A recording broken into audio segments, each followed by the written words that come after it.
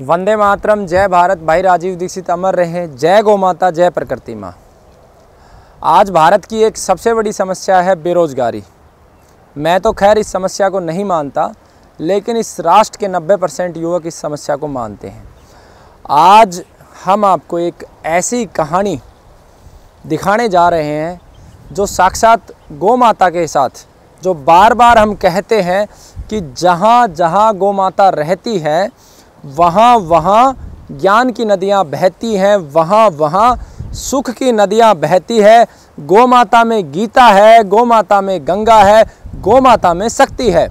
इसका यथार्थ उदाहरण आज हम आपको इस कहानी के माध्यम से दिखाएंगे, जो भारत के ही नहीं संपूर्ण विश्व के जो बेरोजगार हैं, जो अपने जीवन को कोसते रहते हैं, उनके लिए वो एक प्रेरणा भी होगी। हमारे बीच में है पृथ्वीराज जी।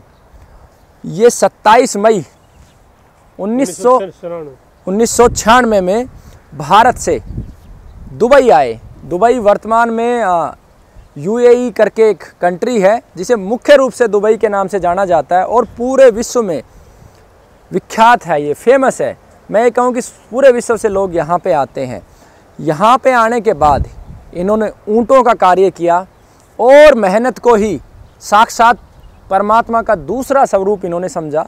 अथाह मेहनत इन्होंने की और अपनी मेहनत के बलबूते पे आज 2022 के अंदर हम खड़े हैं।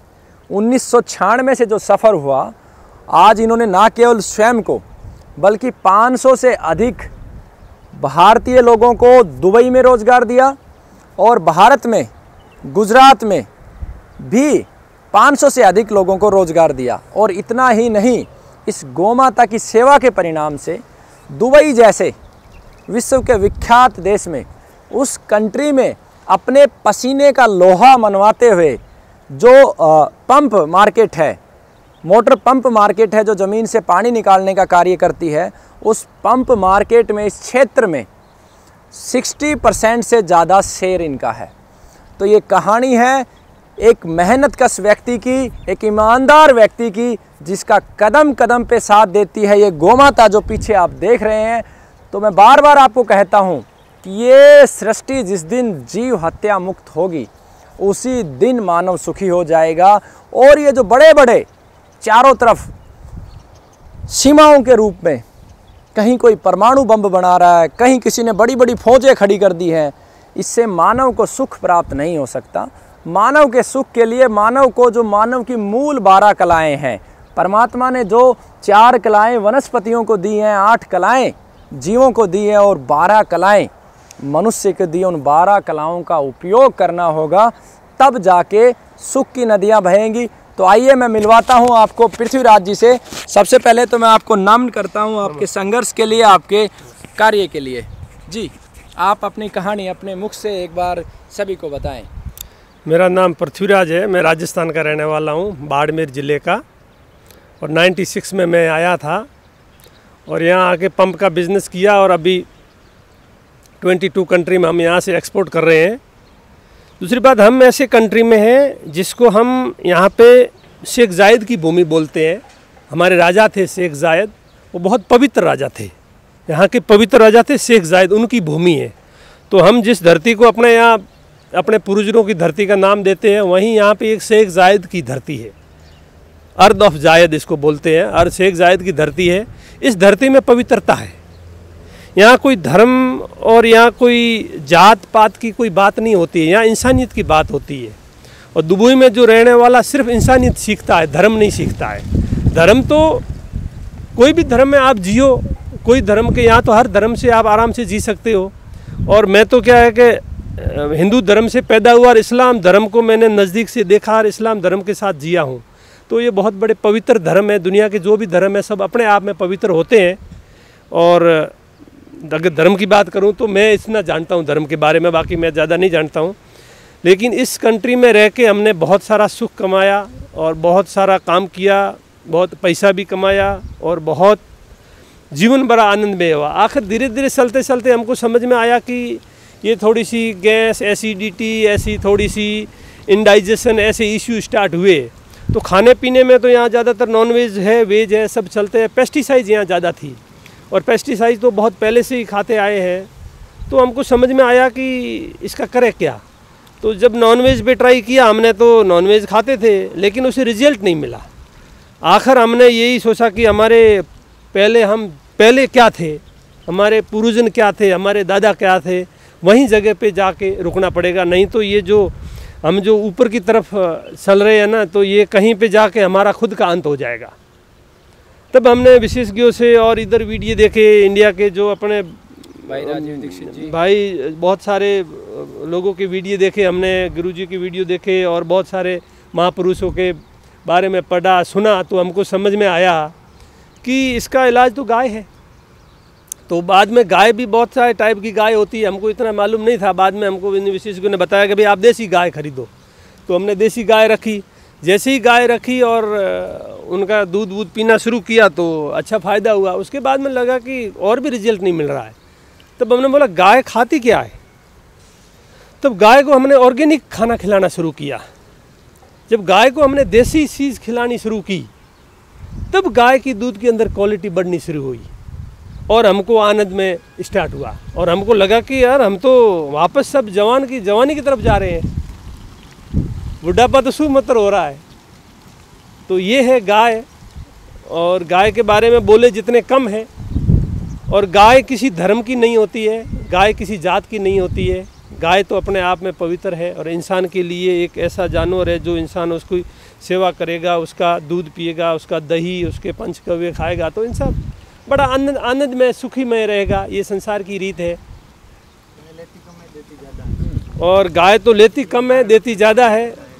और गाय के प्रोडक्ट में तो हम तो खुद इस चीज़ को कर रहे हैं इतने सालों, अभी इतने दिनों से खा रहे हैं। तो हमको समझ में आया कि सच्चाई क्या जीवन की।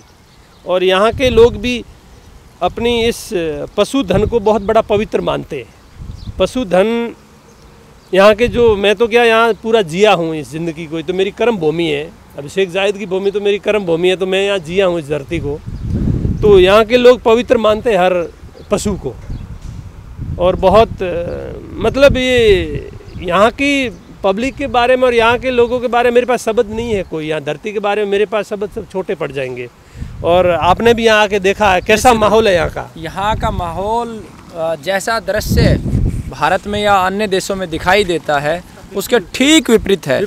ठीक विपरीत है। यहाँ पे जो है, मैंने जो यहाँ की लोगों से मिले और जो पृष्ठभूमि देखी तो 25 लाख यहाँ के मूल निवासी हैं और 40 लाख से ज़्यादा भारतीय निवासी हैं और 35 लाख से ज़्यादा अन्य देशों के लोग हैं। तो जब किसी देश में मूल निवासियों की संख्या 25 लाख हो और 75 लाख अन्य देशों के निवासियों की संख्या हो और कितने प्रेम से ये लोग रहते हैं, तो ये पूरे विश्व को एक संदेश के रूप में है। हम भी यहाँ पे आने का जो हमारा मूल उद्देश्य था कि सारा संसार इन सब चीज़ों को भूल जाए, है ना। धर्म क्या है और हिंदू क्या, मुस्लिम क्या, सिख क्या, ईसाई क्या, सभी लोग एक जीवन रेखा खींचे। जैसे गौमाता एक जीवन रेखा है, क्योंकि गौमाता के दूध से आपको आरोग्य प्राप्त होता है। गौमाता के गोबर से, गौमूत्र से अच्छी फसल होती है जो आपके शरीर को ऊर्जा देती है। गौमाता के पंचगव्य से कैंसर जैसी भयानक बीमारी को हराया जा सकता है और गौमाता के माध्यम से आपकी अर्थव्यवस्था को मजबूत बनाया जा सकता है। क्योंकि किसी भी देश में आज अगर देखें तो सबसे बड़ा खर्चा किसी भी राजा के लिए प्रजा की दवा का है। तो जहां गौमाता रहेगी तो प्रजा की दवा का खर्चा समाप्त हो जाएगा। दूसरा जो सबसे बड़ा खर्चा है किसी भी राजा के लिए वो है झगड़ा, कि दो परिवारों में झगड़ा है, विवाद है, तनाव है। जहां गौमाता रहेगी वहां परिवार में प्रेम होगा, स्नेह होगा, झगड़ा नहीं होगा। ये मैंने आपके परिवार से भी देखा कि आपका पूरा परिवार किस तरीके से संगठित रहता है। तीसरी जो सबसे बड़ी समस्या है कि आज करोड़ों रुपए का जो हम इंपोर्ट करते हैं यूरिया, डीएपी और केमिकल्स के रूप में, उसके स्थान पर आपके गौमाता के गव्य काम करेंगे तो उस जिस भी देश में गौमाता रहेगी उसकी अर्थव्यवस्था मजबूत रहेगी।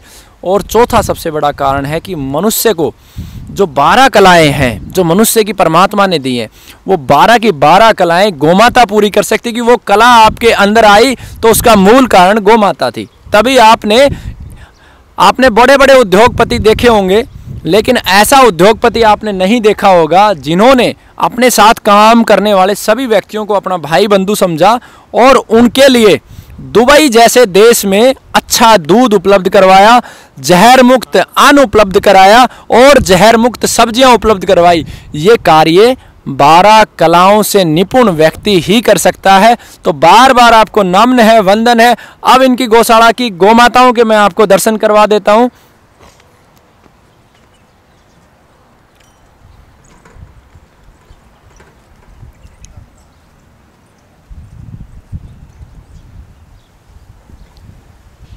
तो ये देखिए,